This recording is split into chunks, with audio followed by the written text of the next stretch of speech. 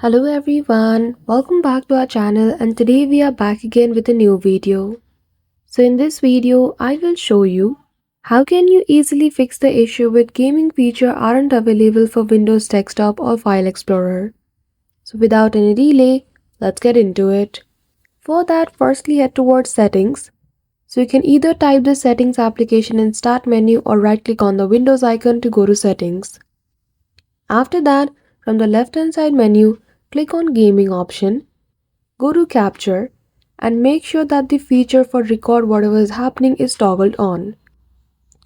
Once you toggle on this feature, make sure you scroll to the whole capture setting and all the important features are available. Then after go to Gamings again, and there you will see the option of Gaming mode.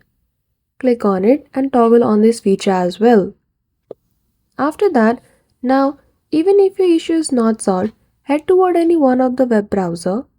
And now you need to download the Windows Media Package. For that, open a new tab. Simply type Download Windows Media Package.